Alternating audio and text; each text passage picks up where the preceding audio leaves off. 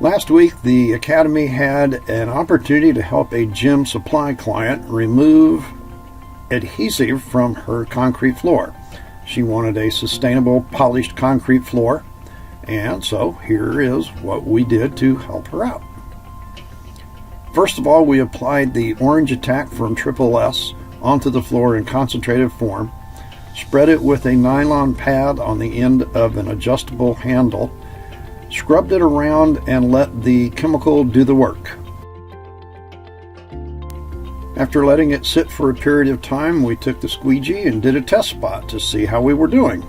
Well, we found out that we were releasing the adhesive, so we went to putting water on the floor and using a vac to pick it up. This took several rinsings to get the slurry off the floor. But there was a lot of buildup on the floor, so around the edges we went with our floor machine and a bristle brush, and of course the orange attack and concentrate. Now, as you might notice, we used a splash ring to keep from getting the walls messy.